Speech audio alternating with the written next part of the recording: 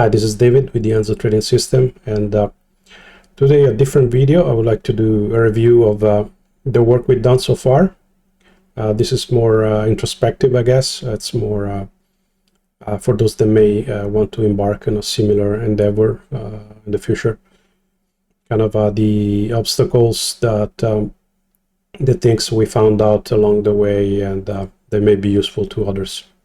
Yeah, the reason for sharing is partly publicity, and also because I think sharing helps me definitely to put things in perspective as they tell them out, as it often happens. So this is our website. We started in February 2018, and we didn't have an application back then. We had a general idea that we wanted to do a trading system, and we actually called it a bot, which I think is a bit of a misnomer, because what we're really doing is quantitative analysis. So the bot is more like the acting software, but the software that needs to act on a useful model, one that is proven to be effective, and that's kind of the hardest part in many ways. So what we do, we actually develop a training system, the models, but also the runtime. So let's see, I have a few slides here to help me along the way. Yeah, we started 2018 from scratch. Personally, I had no clue of what, I mean, I had an idea what trading was. I had no personal experience, but I knew people that tried to get into the field and left disappointed, even smart people. But I think the real issue is really that one needs to be open to put a lot of work into it before seeing any results. So it's a lot of sacrifice in terms of time and resources. So the initial idea is like, buy low, sell high. It looked very simple. What do I mean? Like, yeah, I mean, honestly, I was so clueless. You see a chart, you see something like this, and then you say, yeah, okay, I just kind of want to buy around here and sell around here. It doesn't matter. Maybe I buy here and I sell here. Maybe it's not so efficient, but still. So of course, I mean, that looks simple enough, but it's never like that. What really happens in truth is like you don't really get a nice pattern like this. It's more like, yeah, maybe you get it for a while, and then what really happens is that it starts to go really down. So you think, yeah, I buy here and sell here, I buy here, and then when do you sell? Now you got into a loss, and you probably lost more than you made up to this point. So I mean, this is obvious stuff, but if you've never seen it, like me in 2018, it's it's intuitive. You can see fractals, you can see patterns, and you realize that you can use them, and you can use them. But the problem is that then there is the exception that breaks everything else. So in a nutshell, that's really what makes it so difficult. So it was, the obvious decision to jump into machine learning, not because it's a buzzword. I honestly didn't even think about machine learning. What I thought about is, yeah, let's develop a system that offers a multitude of solutions, and then in real time, I will apply the best possible solution. And this is actually on our first and only white paper. Here, there's some graphics that I put together myself at the time. And yeah, normally what one does without a 3D model, you have to kind of decide the market. If you have a script, then you set up a script, and then you hope that it will work. Instead, ideally, you have kind of multiple realities running at the same time, and then you pick from the best one. Of course, the big problem here is that you pick from the multiple realities, which they just did the best one that just did really well, but is it gonna do well next? And what does it mean next? And what does it mean just now? So do you base your your cost function, which is what tells you how valuable an algorithm is. Do you base it on the last week, last few days, and the last month, or do you base it on 1 year? But is it going to translate well in the market that is going to come? So it's really all decisions that are made in the past. In a sense, you have to guess what is a useful portion of the past that will translate into the future. And it's not just the useful portion of the past, the useful portion of the past that works with your algorithms, which probably by definition they don't do profit anyway. So I mean, in an ideal world, you have a system that builds the algorithm itself, but that would be really intelligent. And what you end up doing is creating a system that builds a huge overfit, which means like, yeah, really tuned for the past, but really doesn't work well for the future. So this, I mean, the basic idea works, but to make it work, it's a whole different game. But yeah, we started with that, the basic idea, and I personally started working on the strategies. I learned about the technical indicators, which is what everybody talks about, is your stochastics, which means like a range of minimum and maximal within a certain range in the past, once again relying on the past, or the line fit. You know, the market is doing like this, you kind of extrapolate direction, a linear direction.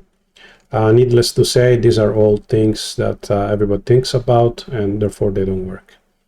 Maybe you make a linear extrapolation, maybe you have two linear extrapolations, maybe you build a machine learning system that will try all possible extrapolation based on a different series of historical data. And then again, you always have this problem that you're constantly not really finding the right parameters that will translate into the future. There are patterns to be discovered, but they're not that simple. That's kind of the problem, and they're not forever. So there's a lot of work to find those patterns, and it's not necessarily direct human work. You may have an intuition, but then you have to put it into the machine and then figure out if it works. And maybe you have a range of parameters, and then you figure out, with the aid of the machine, you figure out whether that's reliable. If you have to find a fixed parameter, if you have to find a range of parameters that you select in real time. So there's just an infinite way of possibly doing this stuff. And so then I started testing every possible strategy, everything you can think of. Today, you know, somebody comes, I don't know, anybody will from time to time will come and tell me, you know, did you try this? Did you try that? Yes, I tried it. I tried it. Maybe not specifically that thing, but in most cases I tried it. And the tricky part is that some stuff may actually work, but there is many ways of trying it. You know, have you tried, like, if it is n green candles, then you buy, and if it is n red candles, then you sell. Maybe in that specific context it doesn't work. Maybe there's something else that you have to do with it. So in many ways, sometimes you can almost make everything work as long as you put other things together, but in general, you know, everybody, you know, anything that anyone can think of, I've been pretty deep into it, and I tried just about anything. And my other stuff you just can't try, because it would take, you know, it would get you into a rabbit hole, and I could easily spend 1 year on just about anything. There's only some idea. You can get some white paper of somebody who says, oh, use Kalman filter, so use this kind of pattern matching, and it works for us, yeah, in the paper. But the stuff that really works, I think, in this world is more secretive. So I come from computer graphics, where papers are published, and even there you have to figure out if that stuff really works in practice, if it works for you, what's the catch. And that's like more an open world. You go to the SIGGRAPH, everybody's happy to present their paper. You go to the Game Developer Conference. When it comes to finance, of course, it's more like closed secrets, because I mean, anything can make you money almost instantaneously if you figure out something. It's not that simple, but there are some things that you just don't want to tell them around. So it is kind of exciting in a way, but at the same time, it's tricky because you just walk in the dark. You don't really know if you're really close to something that works, if you should give up on something, some approach, or and then maybe you work on that. It happened to me. Now I have we only use custom indicators today, 2021, and there are many ways. It's an original idea that we came up with like at the beginning, but then it didn't seem like it worked, and didn't seem that it worked, and I spent months and years trying to make it work, and then eventually with a certain approach it worked. So some stuff you just throw it away and never look back. Some stuff sometimes you look back and it's like, okay, now it works for some reason. So yeah, it's maddening, but that's kind of how it works. And so yeah, we try all sort of custom indicators, historical pattern match, any kind of polynomials, fractal approaches, multiple levels of self-similarity at a different level of frequencies. It's just a little joke. And yeah, and then as I mentioned, machine learning.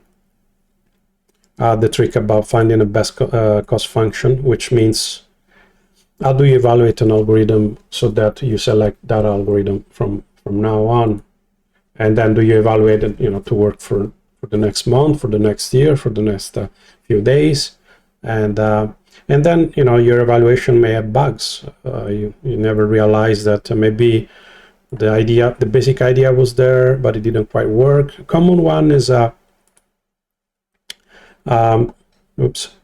so cost function, you want to you deal with many times the obvious thing is evaluating your profit. So how do you calculate your profit? Because it's very you generally kind of divide for every position, you divide the price at which you sold and the price at which you bought, and that relationship will give you, if it is higher than 1, it's positive. If it is less than 1, it's negative. But a few times I bumped into this issue that basically I would sum those values, but those are not meant to be summed. They should be multiplied together. That's how you accumulate something that is fractions. So, and that's why actually it is suggested to use logarithms. Put as much as possible into logarithms, because then you can sum them. It's just in general, it's not like it's some special voodoo technique. It's just many times you'll find yourself you want to sum things out. So if you have a logarithms of the fractions of the sum of the profit, then you can sum the profits. And but if you're summing the profit that are not logarithms, then you have a skewed cost function, and the trick is that many times it seems like it works because you can tune your algorithms around the cost function. You don't really ever have a fixed point, so you can say, okay, this is my cost function, I rely on this, then I'll develop the algorithm on that, and then somehow the algorithm works on the tested data, and then it doesn't work on the data you didn't test, and perhaps you bump into cost functions. Oh, this was broken. Now you fix the cost function. Now your algorithm maybe doesn't work anymore because it was based on a wrong premise. So it's really important to, I mean, yeah, you say I implement machine learning, but any bug can throw you off. Another thing that we tried is genetic algorithms. This one is pretty intensive on the CPU and on the RAM. I think, yeah, if you have a lot of CPU to spare, but I mean, genetic algorithms, frankly, because it was one of the simpler things to implement. If you want to use neural networks, maybe it's better, but even then you open a whole different kind of worms. But yeah, the problem is that it's kind of idealistic approach where genetic algorithms, it's basically a way to find a solution for a very complex problem, meaning that you build your algorithm so that is a very complex algorithm that has a lot of parameters. Possibly you put all the possible indicators and then you tell it, you build kind of a virtual machine that builds some opcode and parameters to use any possible combination of indicators, and then you have this very complex problem that you put into the genetic algorithms. What it does is that because you couldn't possibly test all the combinations, it will kind of refine the combinations in a way and discard some of them. Maybe it will discard the ideal combination, but nonetheless it will kind of find a good enough solution. But even then, it's very intensive. I mean, actually, this machine has 32 gigabytes, and a few times I had Windows just crashing on me. Too much RAM, too much CPU, and then you end up building something that really overfits. It's not something to discard completely, but it's kind of overkill, and it will easily lead one to have an overfit solution, which is definitely what you don't want to have if you want to make money and not just show some pretty numbers and backtests. So, and then we had some early success with the simple approach, which is I call the climb, which means basically, let's see if I have one that I can show. It's a reactive algorithm that it will, I don't have it here. Let's see, one of the markets, please. It's a reactive algorithm that will jump on the opportunity, which is instantaneous. So whereas other algorithms with the technical indicators will try to look back like days, maybe months, and kind of guess what's going to happen in the next few hours. And this one really basically jumps. It sees a spike of volume, and then decides it's very high volume, and then maybe there is some pattern that detects, which I won't necessarily reveal right now, and then it will jump in and buy instantaneously, and actually, oops, and then sell rather quickly. And if you can manage to have not too many false positives, this is kind of a very good bet. This is actually our most reliable approach so far. But the thing is, these opportunities are quite rare, and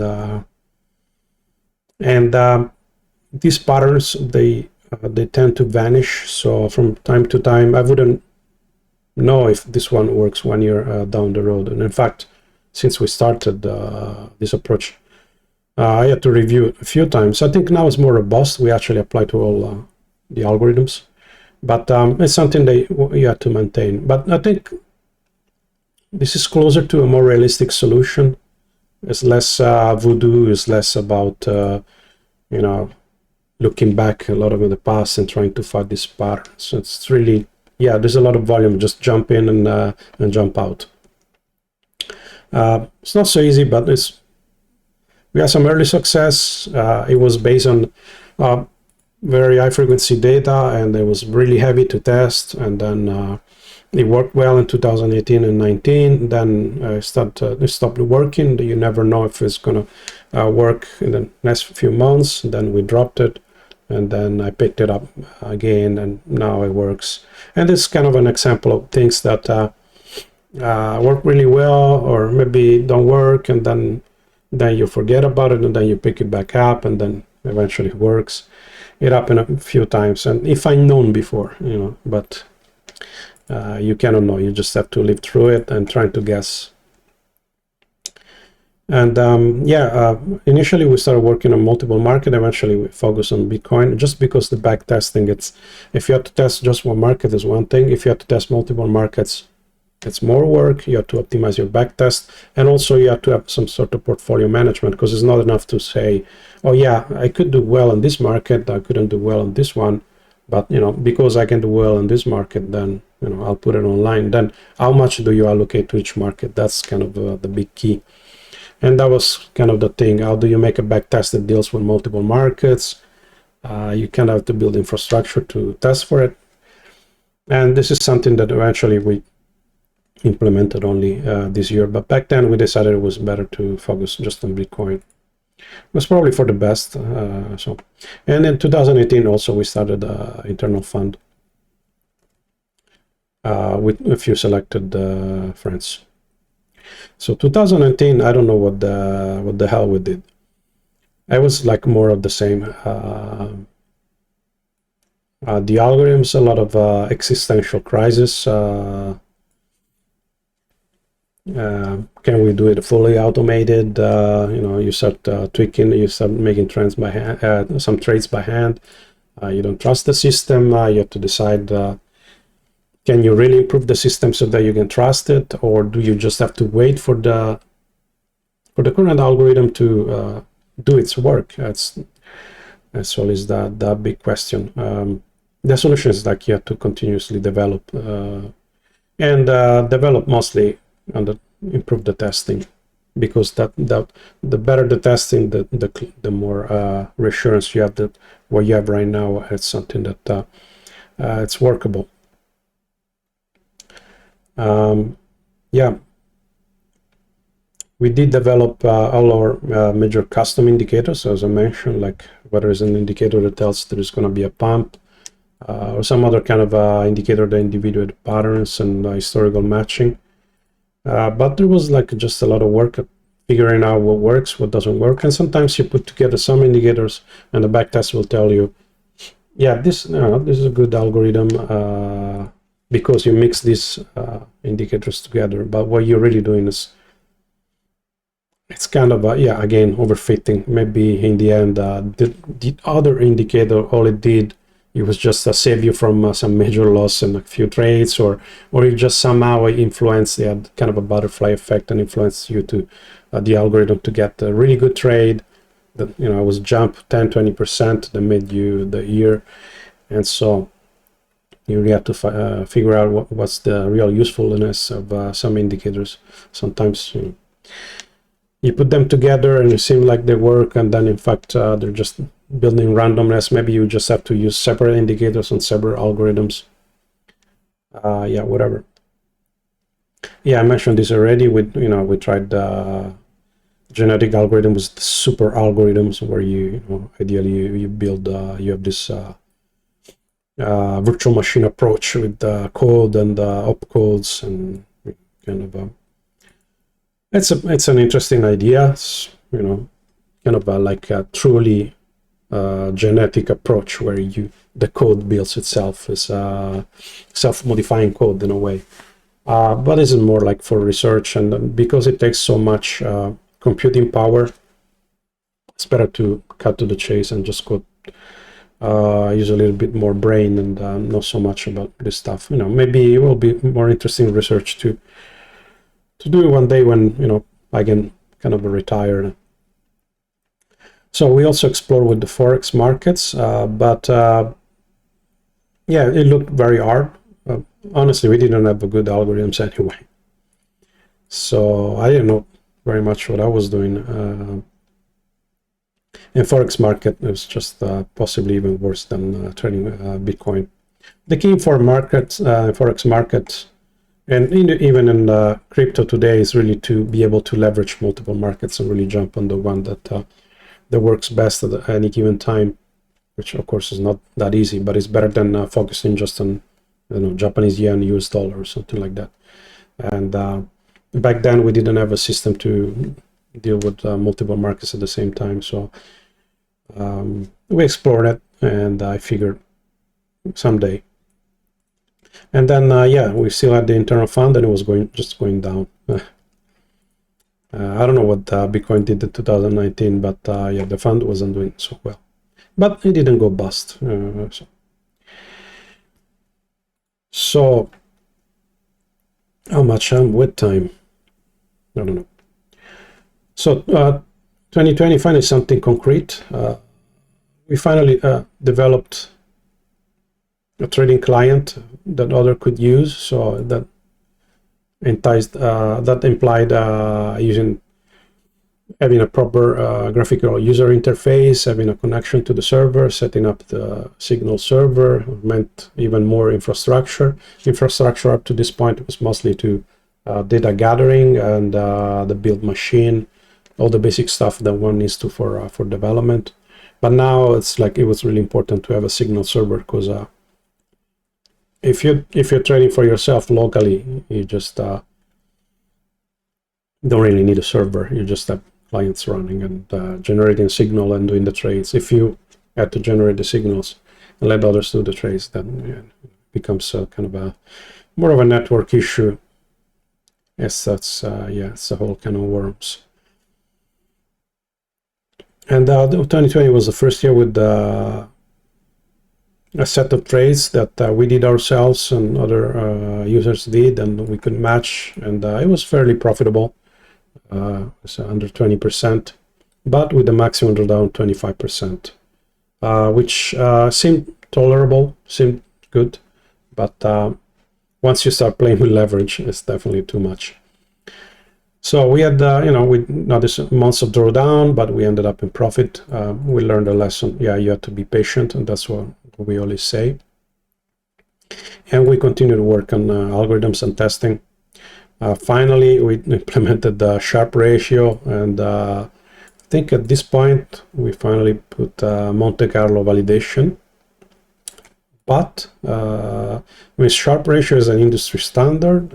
Monte Carlo validation, it's more a generic term. You can do it in many ways, but honestly, sometimes they're reliable, sometimes they're not reliable. If you have few trades, this can go really high wire. I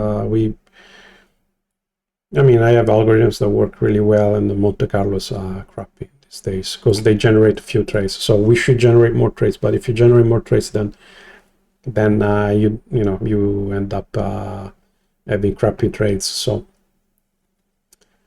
there are ways to improve these things, like Sharpe ratio, for example. We base it on the trades, I think.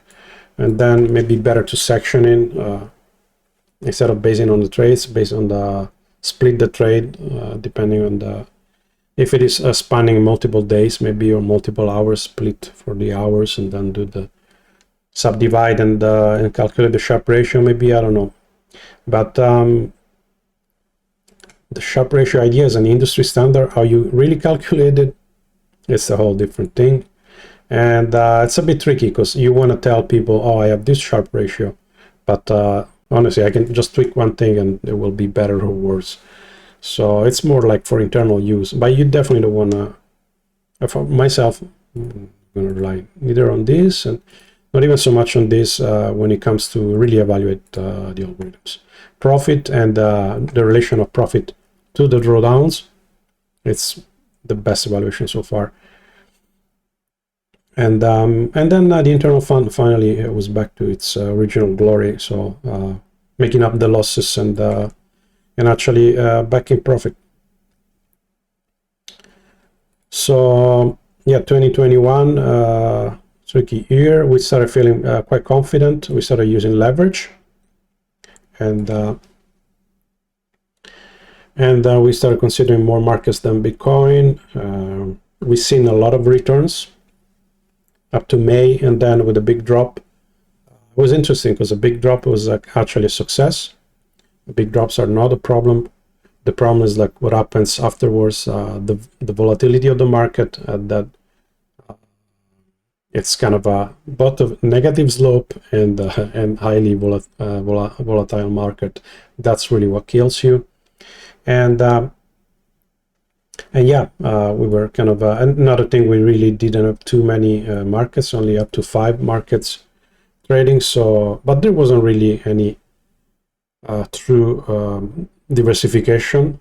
because once Bitcoin starts to move in a certain way, everything else moves that way. So there was no diversification, there was high leverage, and the behavior was actually kind of as expected, because we did know that we were going to have possibly 25%, 30% maximum drawdown, and with leverage becomes like 60, 70, if you have 5x, maybe even 80 maximum drawdown. And if you see in the test, okay, fine, then you get out of it. But in practice, it's quite debilitating. And yeah, that was kind of a lesson.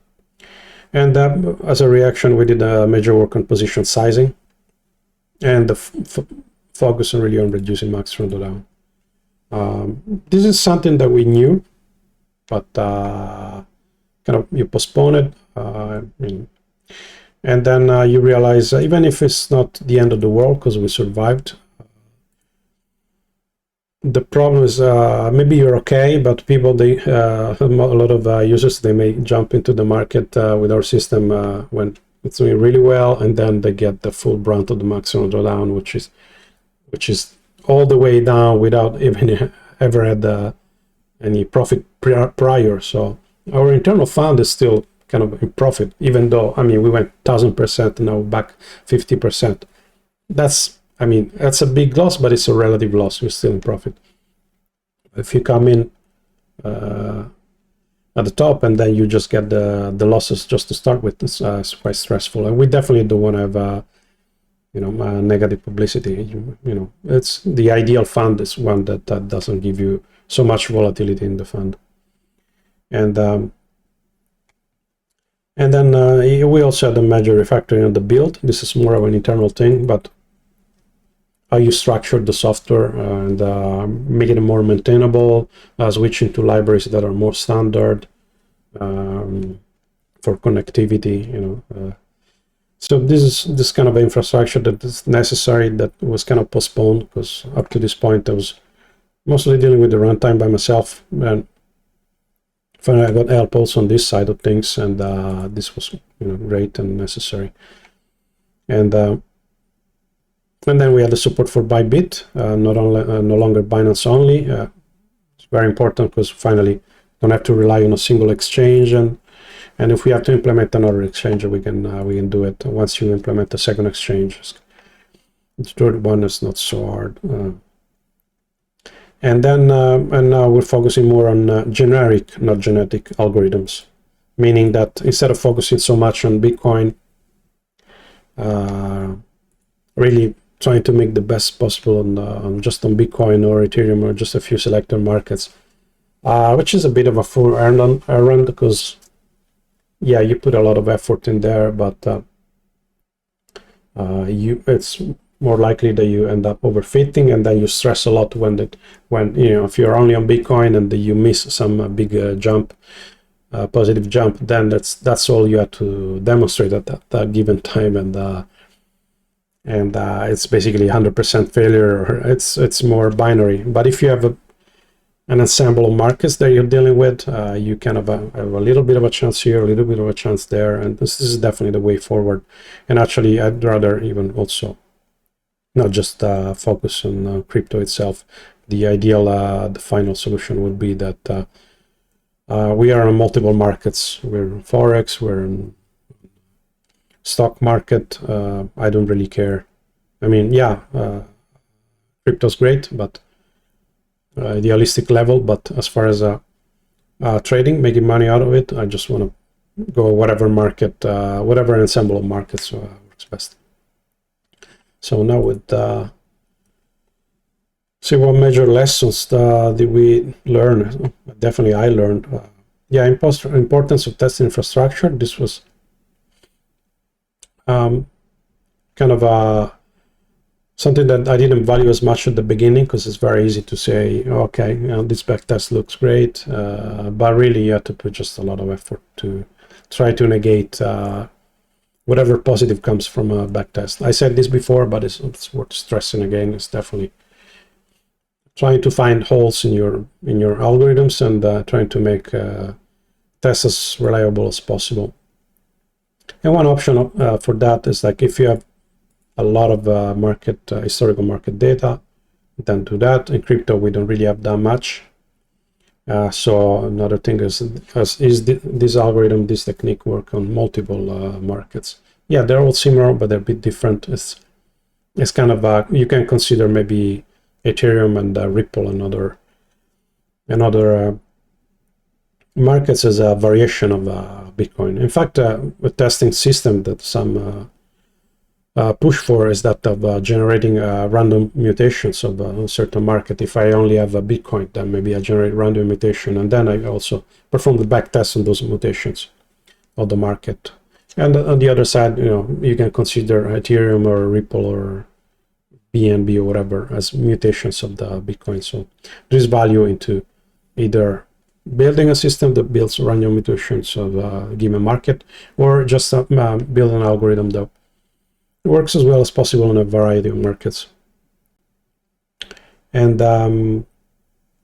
yeah, test the risk as well. Always deal with the risk.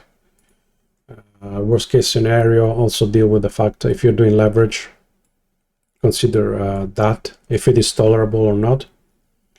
And this is also very important. It's not technical, but very key. Importance of communication with whether you call them users, investors, depending on the kind of product but still, if you have any sort of if you generate any sort of signals that others have to use, you really have to be sure that people understand what they're getting into. So some concept they require a lot of time to understand, and you can't really give a simple explanation. Some concepts, I mean, I've been on this for 3 years and a half, going 4 years, and some things eventually they click in your head, but it takes a long time. And this has been my life for more than 3 years. And somebody that jumps in and you try to say, oh, this is the risk, don't worry about this, but really, I mean, I cannot give you a guarantee, but statistically this, statistically that, and people can easily get scared. So you kind of to anticipate the expectations, but at the general level, understand what people generally expect. If big drawdowns and the lengthy drawdowns is something that nobody likes, and then it depends on the. Some people they're more obsessed on a daily basis, and this is not a dig, because I'm also obsessed on a daily basis, but it's not something healthy. I have to do it because I developed this. I'm kind of responsible for it, but the better thing would be to just be patient and let the system work, but it's easier said than done. So, and it depends on the people. Some people, they more or less emotional, they're open to more or less risk, and they don't really understand necessarily what kind of risk they're getting into. Meaning risk, it's usually, I mean, it's not like I never seen permanent loss. I don't envision that, although it is possible, but the temporary loss, the stress that you have to go through for seeing months of the drawdown, it can be quite stressful. And what can happen to people that they may pull out. Thankfully, it's most never happen, but if somebody pulls out after a drop, that's kind of the worst possible case, because basically you concretize you solidify the loss, and you basically remove a chance of making that back up. And I actually heard about a statistic. I think it was Joel Greenblatt, famous hedge fund manager, that he mentioned statistics by which most hedge funds, they're profitable, but most investors, even sophisticated investors in hedge funds, they're not profitable, or a good portion of them, and that's because they do play with adding more and removing the from the fund, from their own fund, and that in itself is a way of trading. So yeah, as I said, it's easier said than done, but this is very important. Importance of communication, and if you cannot communicate something, then err on the safe side. It's always better. Yeah, the problem is that you want to be on the safe side, but the other face of the coin is that if you tell somebody, you know, take a very little risk, don't use leverage, only use 2x, something like that, and then when you don't beat the market, it's like, okay, now the Bitcoin has gone up, all the cryptos going up, but we didn't go up as much, and so then you have to say, yeah, we didn't beat the market because we took less risk, or I wish I took more risk, but it's a bigger discussion. And yeah, I'm learning as I go, but yeah, definitely communication is very important. That's very stressful for people and for us, because you really want to prove and you really want to give as much as possible, as quick as possible, but it takes time. But you know, that's the name of the game. You know, you wanna, if you don't want to get the heat, don't get in the kitchen. We're in the kitchen, I'll take the heat. Not as much heat, you know, it's not so bad. But yeah, that's yeah, I hope something useful came from this. Maybe it was just a way for me to rehash things, but yeah, until next time, you know, if you have any questions, put it in the comments, whatever. See you.